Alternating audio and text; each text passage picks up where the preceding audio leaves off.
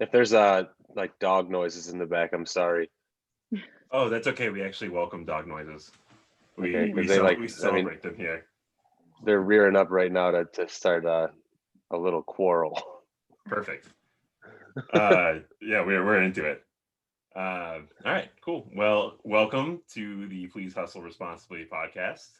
My name is Matt Cole, and I'm here with Christina Beltry today. Our fearless friend Christina Magro has got some work responsibilities to take care of, so she won't be joining us. And today, our guest is Ryan Pfeiffer. But before we get into talking to Ryan about his journey in hospitality, I'm just going to do a quick check in with Christina Beltry and see how she's doing this week. How are you, Christina?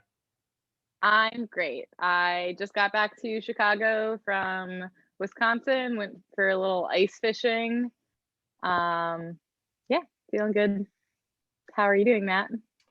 I'm great. Really enjoying this turnaround of weather and having like a I guess like a moderately semi-warm day. And just recently started therapy, so I'm really enjoying at those sessions and having somebody to talk to about things, which has been really nice. Ryan, how are you doing? I'm doing great. Um, yeah, positivity is the only way. Yeah, I love that. Cool. Well, Ryan has been in the Chicago hospitality scene for a while. I have been a big fan of his for a long time because he kind of embodies the things that I love and respect in hospitality and what I want to be when I grow up. Uh, and recently started the venture Big Kids, which is a super fun and exciting sandwich shop in Logan Square. Ryan, can you tell us a bit about yourself and how you got started in hospitality? Sure. I'm a Cancer. Um, Are you I just like are you a full Cancer or are you a cusp? I actually don't know what that means. I'm not I, really sure either. I was born on July 10th. I'm a very emotional person. Um, I love dogs. Um, I love life. I love people. Um, and I love the pursuit of happiness. And I love also seeing other people pursue happiness. So Yeah, that's we, fucking great. yeah, I mean, there's a lot more than the things that people think are important out there. Um, long story short, I grew up in the south suburbs of Chicago in a town called Tinley Park. Um, I had a generally regular suburban childhood. Um, I graduated high school and I didn't really have a focal point for what I wanted to do, and so I um, had already been working since when I was able to get a worker's permit as a dishwasher in a pizza place. And after working there for a while, that I kind of graduated in my high school years to being able to make the pizzas. And after I graduated high school and I didn't really have any focus, I kind of decided I'll try to go to a culinary school maybe. So I did some research, and the cheapest culinary school that I could find was at Joliet Junior College, and I did that, and I worked through it so I could pay my way through college. And I didn't necessarily have a affinity for cooking. I think that it was just a place that I felt comfortable, like in the kitchen, the only one kitchen that I'd ever been in. And I don't think that I felt like a true passion for cooking until I met one of my instructors. His name was Timothy Bucci. He was a member of the United States Culinary Olympics team, and he ran in the off season of the Culinary Olympics a competition team for the school. So he kind of like interviewed me, and he's like, "Hey, what's going on? Like, seems like you kind of like know how to cook already, but you don't really have a focus." I mean, I was in his defense, I was taking a lot of hallucinogenic drugs um, often, um, which was great. Yeah. Um, but it was able to, he kind of like lassoed me in and made me become a part of the culinary team for the school, the junior culinary team. And that took up a lot of my time. Whereas normally I would leave school and go and, live in, squalor and just debauchery.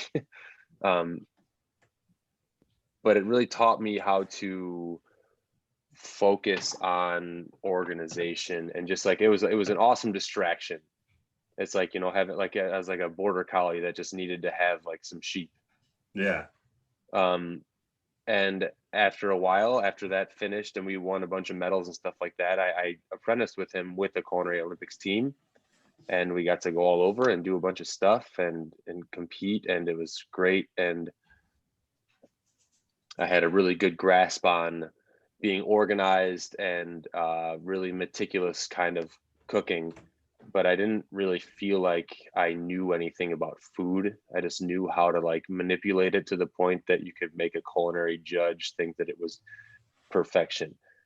So the catalyst was my one of my best friends passed away from a drug overdose after I graduated and after I did this apprenticeship. And so I kind of just wanted to get away from all the things that I was familiar with and learn more about myself. So I packed up my car and I drove to California, and I, looked for a job when I was out there, and I ended up getting a job at this trattoria, and worked under a chef named Leonardo Curti for a little while, and lived in my car, and found like a lot of cool loopholes about living, like growing up in the suburbs. I didn't really have a lot of struggles. So I went out there and didn't have a place to live, didn't have a job, had to kind of just figure everything out, which is great for me. And I found out that you can live in your car and get a $40 a month membership to the YMCA, so you can still shower every day and go to work. And then, I mean, it was in the Santa Ynez Valley, so it was like really nice weather all the time. And after I got sick of living in my car, I found this like kind of like a 5-person hippie commune under a bridge on Alamo Pintado Road. And so I lived there for a couple months, and it wasn't until one of the dishwashers at a new job that I was working at called Maddie's Tavern, I asked him for a ride home because I leave my car parked above the bridge, and he was like just devastated that I was living under a bridge. So he took me home. His name was Jorge Bernal, and he took me home, and he let me live with him for over a year, no charge. And it was like a really eye-opening experience for me to have a family that is a Hispanic family take me in, as I wouldn't assume that my people would do that for anybody else, because a very, very it was a beautiful thing. Like, he's like, he didn't ask anything about me. I'm a fucking white man, and he's like, hey, of course we'll help you. You need help? And I was like, dude, I can't believe that. Like, I can't say the same for my own people. And so that was great. And I after that, I saved up enough money to kind of get my own places, and I lived in a couple different vineyards in their guest houses, and you kind of trade a small amount of rent for work on the farms. So I lived in a couple different small vineyards out there, 3-4 months at a time. I lived on a mini horse farm for a couple months, and just kind of like worked in small bistros and like random shit, and just figured out, I mean, California produce, it's different than cooking out here. Yeah. And once I figured out that once I found a relationship kind of with myself and the food that I was cooking, as opposed to just how to manipulate it, I moved back to Chicago and started to kind of climb, I guess, like the Michelin ladder. I was for some reason, I was very interested in the Michelin rated restaurants. So I staged in a bunch of them, and I did extended stages. And then I ended up at Blackbird, and I worked there for 10 years. And that was the thing. Yeah.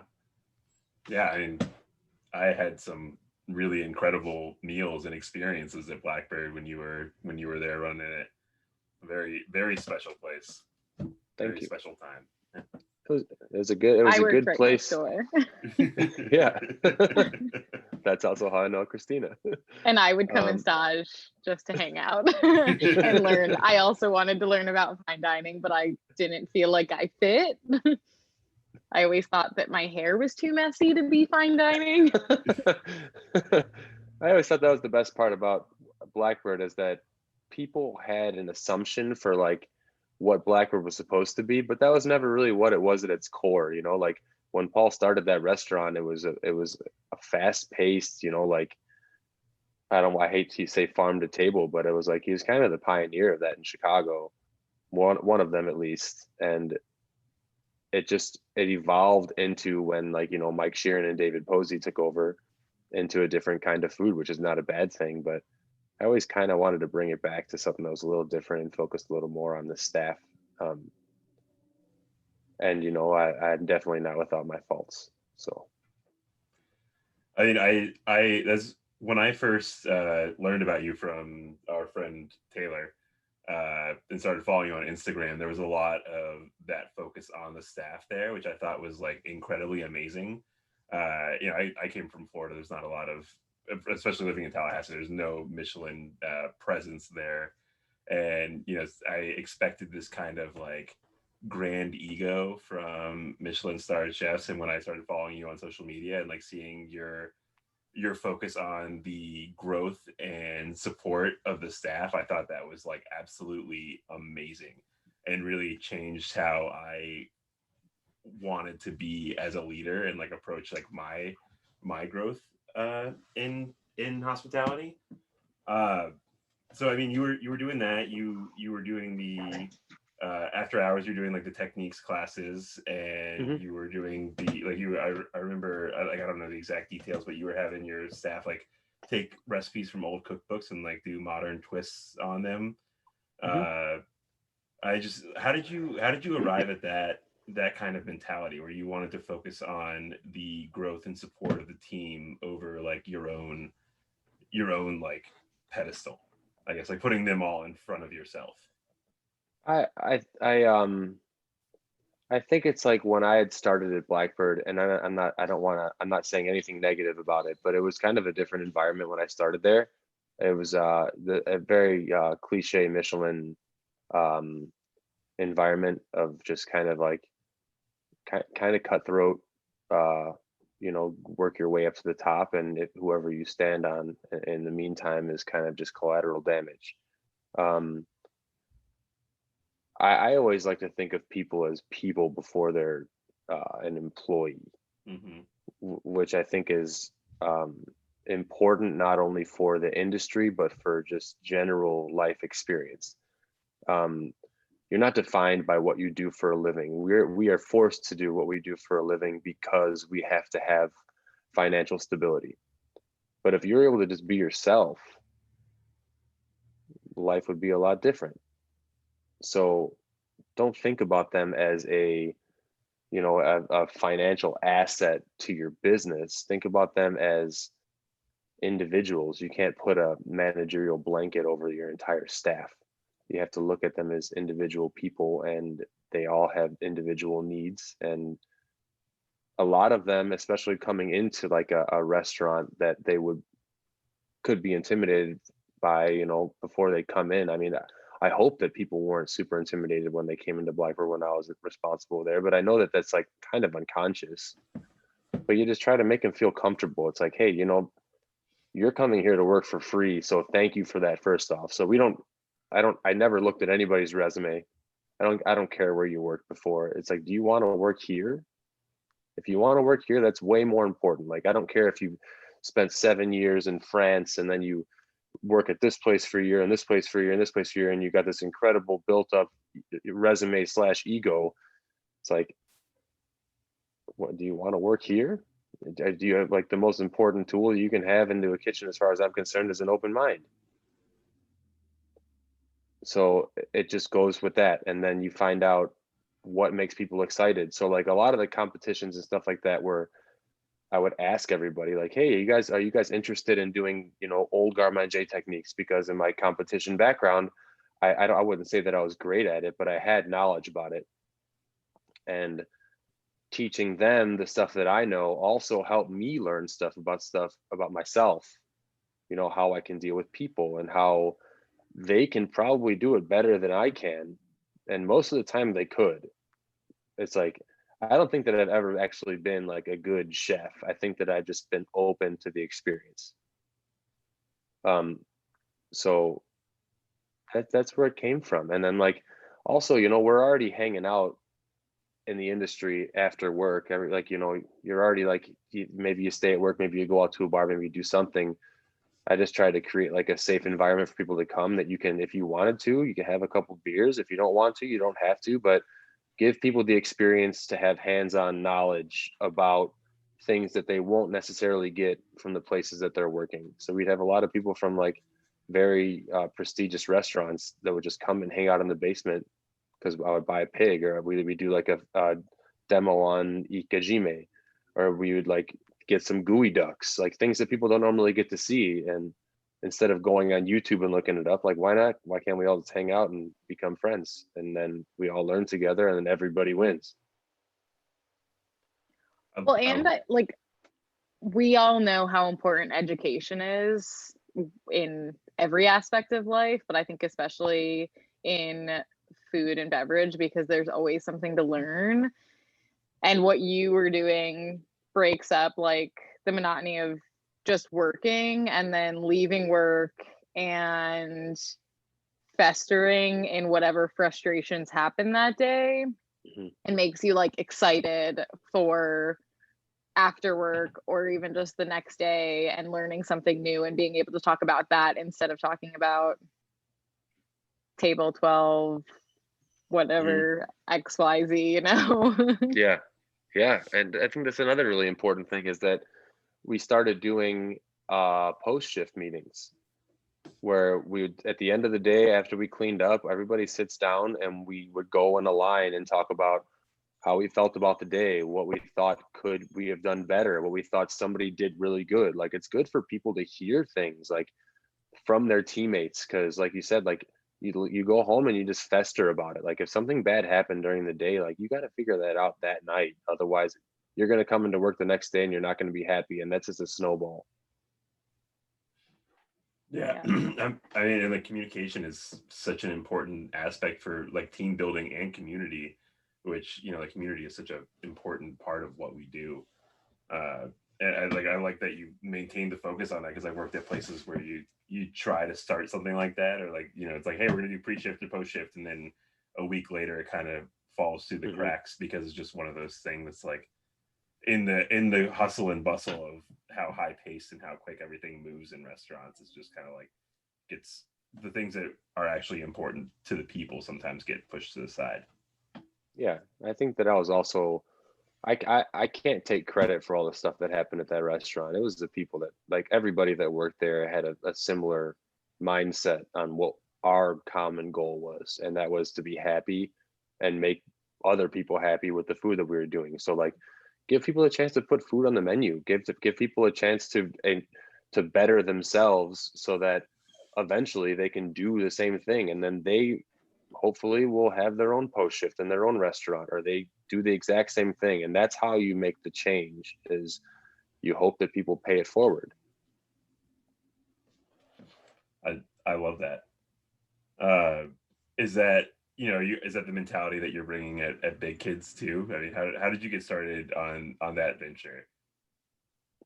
Big Kids is like, I the last couple of years that I was at Blackbird, I kind of knew that I didn't want to be in the fine dining scene anymore. I mean, I love making food like that. I really love it. I love everything about it. I love the learning aspect. George, take it easy, dude. But I don't like the politics that come along with the whole industry, and just the rat race for accolades, and just everything about it was starting to kind of weigh on me.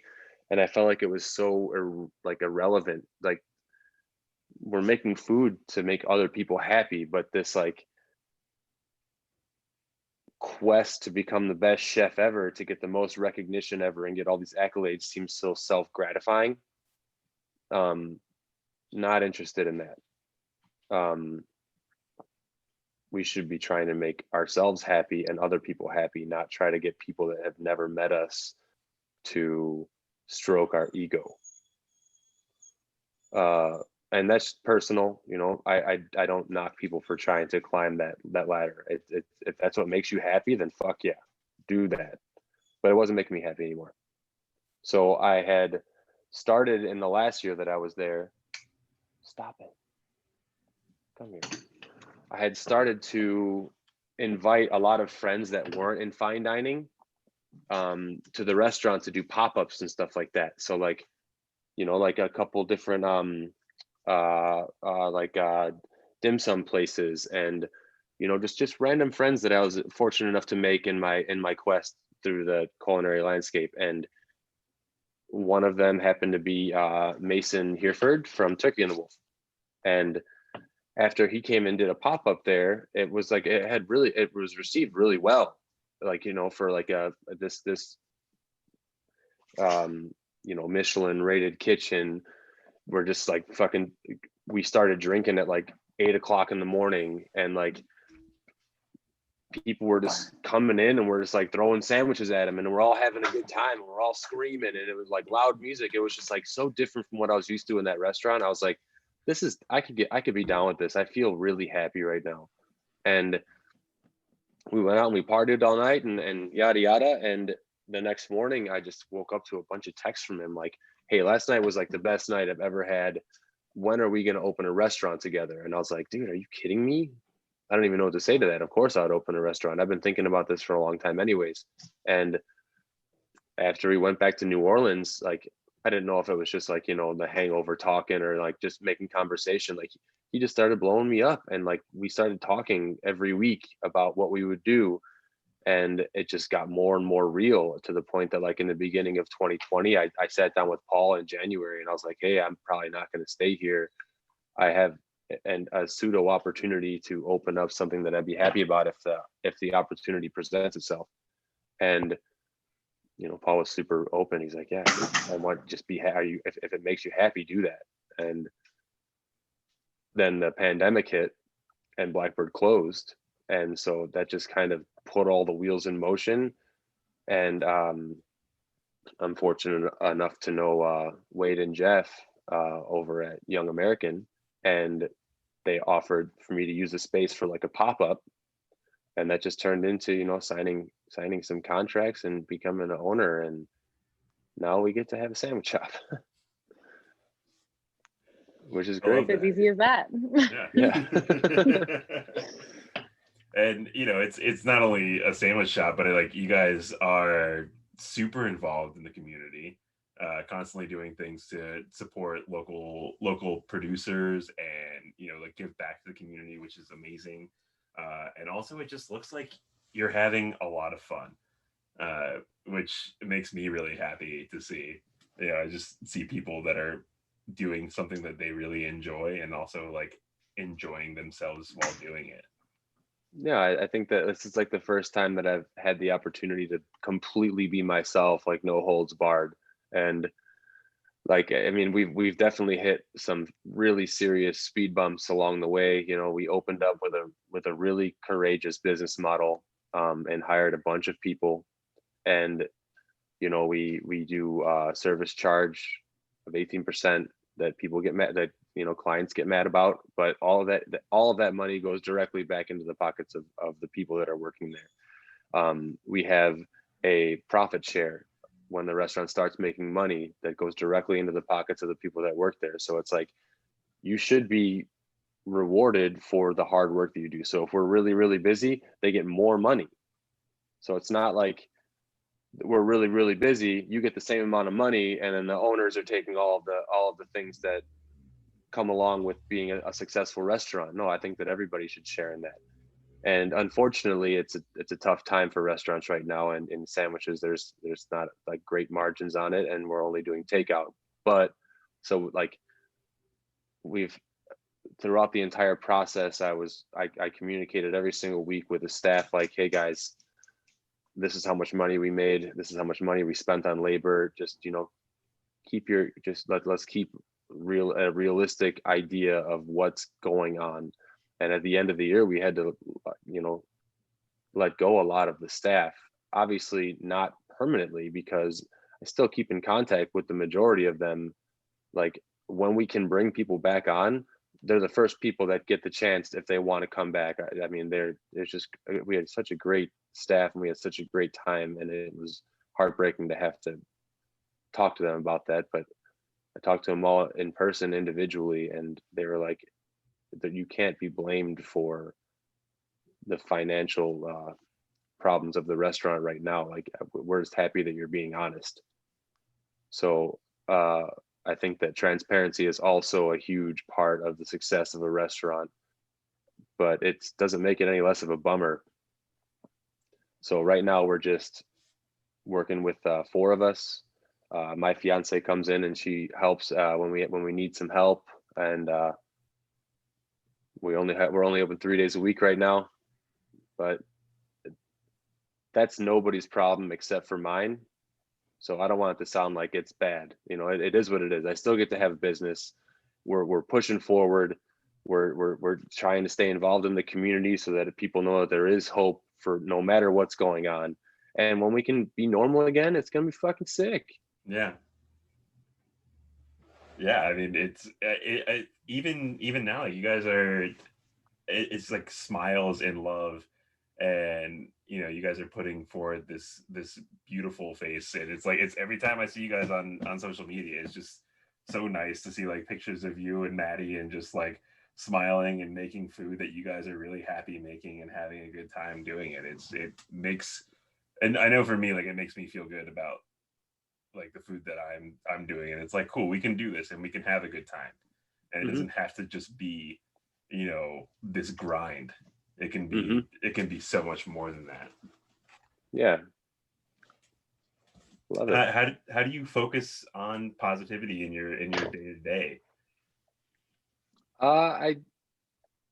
There's a lot of things, like, make sure that you're okay first and foremost, and if you're not, don't be afraid to not be okay. Like, if you're not okay, that's not a problem. Just be aware of it and find ways to try to make it better for yourself if you can. And if you can't, talk to somebody about it. Like, I like, once again, just being the fortunate person that I am, I have a super supportive partner. And then also everybody that's on the team at Big Kids, like, we have a completely open forum, and it's great to be a part of something like that. It's very rewarding. So, and I try as best as I can right now to make sure that I spend as much time as I can with my dogs and with Elaine, and just do things that make me happy. I don't put effort towards things that I feel are necessary for the stereotype of what you have to do to be a business owner. If I want to do it, I fucking do it. And if there's repercussions for it, then I fucking pay for the repercussions. But I'm not being told anymore that I have to fit in some sort of mold that I don't fit into. And that really helps me. That's great. Do you have any advice for people working in hospitality who are feeling the strain of working in hospitality, like feeling that burnout, and like are there any like things that you do that like reignite that passion for you? I would always remember that it goes back to what we were talking about earlier. It's like, you're a person before you're a cook. Don't ever take that shit too seriously, because the restaurants are going to come and go, but you're going to still be alive, and you're going to have to find a way to make it so you're okay with what you're doing. So if it makes you happy to put your head down and just follow orders all the time and do that, then do that. But if you're not happy, then move on. Be happy before anything else. There's really nothing more important than that. Mm-hmm. You were talking about spending time with your dogs. We have our bonus question for you. Do you want to talk about your dogs, George and Jerry? I'd love to. They're both complete mutts. They're both rescues, and Jerry's a year and a month, and George is 6 months. And Jerry is actually, I had a dog for 11 years before I got Jerry. His name was Lewis, and best friend, like best thing in my entire life. And I knew after I had Lewis that I could never live without dogs again, just because it's like, I mean, if you have dogs, it's like it's a companionship that's not, you can't put it down on paper. But I didn't use Jerry, but I knew that I wanted to ask Elaine to marry me, and I try not to do things in a traditional way as much as I possibly can. And so I snuck and adopted Jerry, and I asked Elaine to marry me with Jerry as opposed to a wedding ring. So like, how could you say no? How can you say no? And B, it's kind of like something that I looked at it as, hey, this is the beginning of our life together. We're gonna raise this dog. Like, this is going to be ours, as opposed to like, here's this inanimate object that shines in the fucking sun. Like, this dog, as long as we have it, will be a reminder that we are together for as long as we don't kill each other. And then it was also good to have Jerry with Lewis in his like last couple months. But as soon as we lost Lewis, I knew that I had to get another dog, and now we have George, and he's really dumb. Dumb dogs are the best dogs, though. It's incredible. Yeah. Because Jerry is like super, super neurotic, like insanely neurotic. He's literally just got his paws up on the windowsill right now, and he's just crying at everything that walks past. And George is kind of standing behind him, like looking directly at a plant.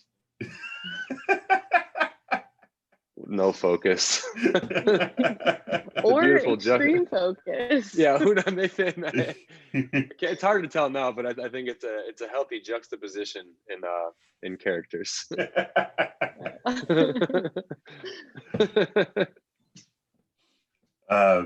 Do you have any advice for young cooks that are just starting out? Anything that you wish that you knew before you hopped in? Yeah, of course. I think that like it's one of those things. All right, okay. It's one of those things like you learn more as you go. So like, you want to know everything right away, but you got to realize that it's about the journey and not necessarily about the destination. It's like, take everything with a grain of salt. I always quote Master Po from Kung Fu. I don't know if you guys ever watched Kung Fu, the series, but he says to Kwai Chang Caine, when Kwai Chang Caine was talking about, like, because Kwai Chang Caine was a not 100% Chinese. He had an American parent as well, and so he wasn't accepted into the Shaolin Temple right away. But like, he refers back to that a lot, and Master Po says, when one dwells in the past, they may rob themselves of the present, but when one dwells in the present, they may rob themselves of the future. And yet the seeds of our future are nourished by the roots of our past. So it's like, it might suck for a while, but like, you have that as fuel to know what to do moving forward. So if it's something that you really feel strongly about, you don't like something, I would act on that. I wouldn't continue to just like, fall in the background and let people treat you a way that you shouldn't be treated. But also realize that in those instances, you're learning that people shouldn't be treated that way. And pay that forward by not treating people that way. So it's like, nothing's ever going to be fucking awesome. It's as awesome as you make it. And if you're not happy, move on. If you aren't happy and you're willing to deal with it, then do that and use that as fuel to create a better environment for other people. Yeah, I think that's so important. I think we've all interacted with a good amount of people in this industry that are like, when I was coming up, I worked this many hours, and chef would throw frying pans at my head, and and use that as justification for their own behavior. When it's like, like, that sucked. I don't want to do that to anyone. You know, Yeah. I don't want to, that's not what I want to bring to the table. Like I know what I don't want Mm-hmm. to operate like, and just like providing a platform to the people that you're working with to take that next step forward is like the most important thing. I think like the only way that our industry is going to progress forward is if we give people the tools and the steps to like do that. Exactly. It's like we call it the hospitality community, but it's really currently it's more of a hospitality hierarchy. Mm-hmm. And in order to get it to somewhere where people are treated equally and paid equally and just treated the way that everybody should be treated, is we have to lead by example. It doesn't matter if something happened to you, it doesn't give you an excuse to do it to somebody else. What does mental health Yeah. in hospitality look like to you? Like, what do you see it as now, and like, what steps do you think that we, as this community, need to take to make it a better place? I personally think that when we are hiring or training people to be leaders in the kitchen, we should not just train them to do the job that they're supposed to do as far as the food is concerned. I think that there should be some sort of personality training as well. You're not training a robot. You're not putting an algorithm into a computer to saute scallops. You're dealing with individual personalities. So like, but a lot of chefs aren't qualified to deal with different personalities, and that's why they build this kind of toxic relationship with their staff. You should be humble and open to that other people aren't going to know exactly what you want. It's like, and that's something that you not everybody has, and it's not their fault, but we should be giving them the tools to figure out how to do that. And if they can't, then they shouldn't be responsible for other people. I think that mental health goes beyond the individual. I think that it can be, that it should be a hive mentality. Everybody should make sure that they're not taking things to heart too much. It's like, it's just a fucking job, man. What are we Well, doing? and just having understanding of I mean, I think that at least I know Matt and I are on the same page, and I think that a lot of people are on the same page of like moving away from the family in restaurants, because it's not a genuine term. But I do think that you at least have to have friendships within any business, because you spend so much time with these people, and like anytime someone that just doesn't know what's going on is bitching about somebody else, and you're like, well, this thing happened to them, they're like, fuck, now I feel like a dick. So just having that understanding of like knowing the people that you work with and caring enough about them to not hold their bad days against them is so important, because we're all just people trying to get through it. And if you know what's going on with somebody, it's way bigger than a fucked up order, or running the small things that feel like the end of the world in a restaurant, Right. of like running something to the wrong table. Yeah, and why should a bad shift for someone outweigh them as a human being? Like, right. Okay, they fucked up a steak tonight, and it's like, well, fuck them, they fucked up our service, we went down, and then we were in the weeds, and it's like, that's your fucking friend that you spend 40 hours a week with.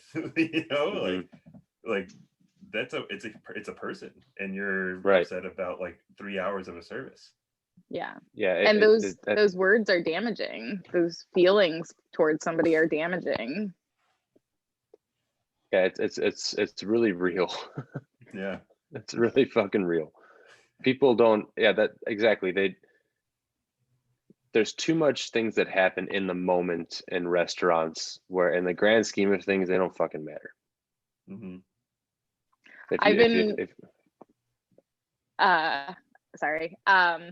been going to therapy for a very long time, and every time I talk to my therapist about something that happened in a restaurant, that I'm like, and then this and that, and then I'm like, this all sounds so minor and silly. And like in hindsight, you're just like, it was really just that moment of like stress. Right. Like I take a lot, like how we started, like I'm a super emotional person. So like when things don't go like great, I take like I take like an extreme hit on like myself, and like it really gets me down. Um, but I internalize it, and that's not my fault. It's just the way that I am. And I making myself okay with that has been a huge journey, and it's rewarding to know that I don't have to, you know, I don't have to like beat myself up about it. I will, but I don't have to. So like it just constantly reminding myself that it doesn't matter. Something fucking stupid happens, or like the worst part about all of it is like reviews. Mm-hmm. These people don't realize what the kind of damage they're doing when they leave like these really, really nasty reviews for restaurants. It's brutal, because you're like putting all of your effort and all of your time, and they don't know that you spend 70, 80 hours a week in this restaurant, and that, you know, it wasn't your fault that one person did one thing wrong, but you're completely degraded for it. And like that was a huge downfall for me, like in the fine dining. It's like, oh my God, I must really fucking suck if this person said this about me. They don't realize what they're doing. It sucks, man. Yeah, and it's like, okay, so you didn't like the flavor of this one thing, or your wait was too long because another customer like stuck around for an extra 15 minutes, or there was a miscommunication about something. And it's like sure, for the customer, like dining out is this like experience, this privilege that they get. And it's like you see it as like this thing. You're like, I like going here because of this dish. And it's like, you know, like restaurants are so much more than that. And there's all these people inside of this restaurant that make up like so many different parts of what actually make it special. And it's not just like this one dish or this one drink, or that they carry the Hmm. beer that you like, or this. It's like you've got this whole community of people that all bring different things to the table, that all make like the vibe when you walk in, and the feeling and the emotion in the air, because these people have these things Hmm. about them. So you're upset because it was too salty. Like, Yeah. oh, like, all right, now you have this platform to go complain about it on Yelp for hours. So the people who already spend 70 hours a week are now going to spend an extra 5 hours there talking about Yelp reviews. Hmm. Like, it's, Right. yeah. And with no sense of the fact that restaurants have so much pressure and power to make you feel like you are the only person alongside of however many covers it would be, like whether it's 40 or 210, like every single person in that restaurant feels like they are the only person there. Hmm. And then to take that completely for granted and yeah, just spew negativity on these people who allow that experience is wrong. Yeah, I stopped reading reviews. Yeah. Yeah. I feel like Yelp is like I'm not allowed on Yelp anymore because I stopped reading, and then anytime I like try to see something, they try to get me to download the app, and I'm like, no, Yeah. I won't Yeah. do it. So I think they know that we just aren't Yeah, gonna be. It's better this way. I have no interest in looking at Yelp. Like when I was running Marta, that was like part of our weekly management meetings was we're gonna sit down and we're gonna talk about like the day to day. We're gonna talk about these things, like all very necessary things to talk about. And then it was like 30 minutes to an hour and a half talking about Yelp reviews. And even if it was like, all right, cool, we got 10 5-star reviews and they liked all these things about it, and then we got this 1 4-star, and then one person didn't like this, and it's like, cool, so why are we going to talk about this one for so long when we have like all these other positive Hmm. reviews? And like why like this is a lot of negativity that we're just going to focus on to change our entire structure to benefit one person. Yeah, it's crazy that we tend to focus on the negativity as opposed to the positivity. Yeah. I think that it's just like the way that the industry is. Yeah. Doesn't matter if 1,000 people like what it is. If 10 people didn't like it, you only look at those people. Mm-hmm. Yeah. Which isn't what we should Well, do. and we should celebrate all the fucking nice shit. Right. We should. I do feel like there are a lot of people though that are like always just looking for that one bad review to like talk themselves out of going somewhere or to like paint their experience. Like people that do look at reviews before going to places, they're like, but where's the one bad thing? Yeah, my mom does that. When she comes to Chicago, I'm like, hey, let's go eat at these restaurants. She's like, I looked at Yelp on that one and I don't know. Let's go to Lumonati. 4 years ago, they had a 1-star review. It's like, cool, like it's your vacation. We'll go wherever the hell you want. And like this was years ago, and she is much more open to trusting me on things now instead of going to like the Chicago tourist trap restaurants, which are fine too. Like they serve their purpose and they fill a niche, which is like sometimes a very delicious niche, but like I don't want deep dish pizza every day of the year. But like now I'm like, Mom, let's go to Sun Wah and try that. She's like, all right, I'll trust you. And it's like, and she's like, oh, this is amazing. And it's like, yeah, this shit fucking rules. Ryan, I have one question for you. Okay. Were you ever a nightmare chef to work for? I hope not. and you know, it's one of those things like, and I actually I was having a conversation with a friend, Nariba Shepherd, yesterday, and when Blackbird closed, I did a lot of soul searching, because it's one thing to be like, you know, I feel like I treated everybody super fair, and I feel like I gave people a lot of opportunities to better themselves and stuff like that. But that doesn't necessarily mean that I gave everybody the attention that they needed. And that doesn't mean that there was a point in service when, like, you know, I would read a bad review and then I would give like a really adamant pre-shift meeting to like the serving staff about like, you know, you can't do this or that. Like, you know, the server was on their phone the whole time, and I would like blast off like, you guys are on your phone, like you don't realize that all this is doing is hurting me. And that was like a really selfish thing of me to do. And so and the only way that I knew how on social media was to apologize to anybody that I may have wronged and ask them to come forward and tell me what I did so that I can learn. And I got a lot of people that responded to me that were like, you know, there was one time that you did this and I didn't think that it was great. And I was like, you know what? I remember that. And it wasn't great. And I apologize. I mean, an apology, it means nothing unless you act on it and you do things differently moving forward. Mm-hmm. So that was really beneficial for me to kind of like have that time to digress and be like, okay, I didn't do everything right. I could have done things better. And it doesn't matter that I didn't do it right. It just matters that I don't do that anymore. But I don't think that I was ever like a tyrant.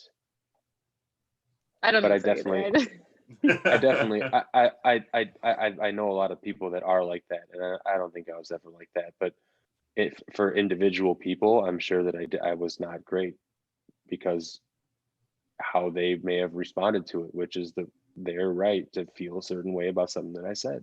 Yeah. And I need to be open to that experience. And we all have emotions, and it's like both sides. Like maybe someone else was having a bad day and responded in ways that weren't necessarily like the intention of that one person. I mean, like I know that I've been there, and like I'm trying. One of the things that I'm like working on in therapy is like not being reactionary to things, and like trying to get through the full thing instead of just like grasping onto one thing and being like, well, I can't believe they said this one thing and I'm going to focus on this and I'm upset about it. And it's like, well, what was the rest of the statement? What else did they say or do to like, what is the whole thing? And like trying to have full understanding of people and understand that like, I'm not the only person in the room with valid emotions and feelings. Yeah, I think there was also like a lot of a lot of things that came with running Blackbird, it was like there's a lot of moving parts, and I unintentionally I definitely put blinders on because you know, if there's so much stuff going on, and like the financial well-being of the restaurant is in my hands, the emotional well-being of the staff, the cleanliness of the restaurant for just make sure that we are up to sanitation codes, every single meeting that we have about quarterly goals that we have to meet, keeping the labor in tow. Like there's a lot of things that come with running a restaurant that I don't know if everybody understands, but you know, I definitely wasn't able to see everything that happened. And if I was to go back and do it again, I would find a way to take those blinders off. And you know what? If we fucking were 0.5 high on food cost, or if we were 2 points high on labor, whatever. Who fucking cares? I put too much of a focus on the managerial aspect of running a restaurant as opposed to like the physical aspect of managing people. And in the beginning, like I was able to kind of change that in my last 3 years there, but the first 2 years there was just so much pressure, like taking over after David Posey, who's this like amazing chef, but also trying to run it differently than he ran it. And there's a lot of weight on my shoulders, and I definitely turned a blind eye to things that I shouldn't have. Because I didn't see them, or because I didn't feel like I had the emotional capabilities to deal with things like that. But those people were relying on me to be a leader, and I let them down. And it's like hindsight is 2020. Yeah, and I mean, you're acknowledging that and taking steps forward, and that's what we do, right? We like learn and move forward. Yeah, that's all you can do. I have a couple questions left for you. Okay. What does the future of hospitality look like to you? I think that all the things that we've talked about so far, I think that we can see that shift and change because there's more people thinking about it now than there ever was, especially with the pandemic and people losing their jobs. Like everybody's had a lot of time to think about stuff and think about what they actually want to do and what could make them happy. Like those of us that have been in the industry for a long time, we don't get those kind of breaks. So you kind of just do it. You're just like a cog in this insidious plot of the fucking restaurant industry, and you make yourself okay with that. But after everybody, you know, not everybody, but a lot of people were laid off, you have time to think about what you think is right and what you think you should be doing. And a lot of people are making really good changes in the right direction. So I think that the future is bright for the hospitality industry. And I think there's enough allies for the good cause that can, you know, it's like the rebels will overcome the first order, you know. Absolutely. What does your personal future look like? What are your hopes and dreams for your future? My future hopefully includes having a family and having, you know, a place that I can call home and work, and more dogs, and continuing to pursue what makes me happy. I don't want to be a business tycoon or anything like that. I would like to just, I'm not saying that like I wouldn't be open to doing other business projects, but right now I want to focus on what we're going to do if this pandemic takes a different turn and gets better, and also what we're going to do if it takes a turn and gets worse, and find out how I can either bring people back on the staff and give people more opportunities to make money, and if I can't, put all that focus that I'll be putting on that to making changes in the community, or just assisting the community. And like a lot of this stuff comes from like people that I work with, like Nick Jurassic. He is like a huge advocate for being a huge ally to the community, and like I learned a lot of that from him. You know, a lot of these connections that we have with nonprofits and stuff like that, the majority of that comes from him. He's just like, he's got his finger on the pulse of what needs to happen for people to have better lives. And like, that's just the story of my life, you know, like, unfortunately, it seems like I get credit for that, but it's not me. It's a healthy collaboration between everybody that just has a like mind. And he's an incredible dude, and he's just like always thinking about what can be make up, like how we can do more. And that's been really helpful.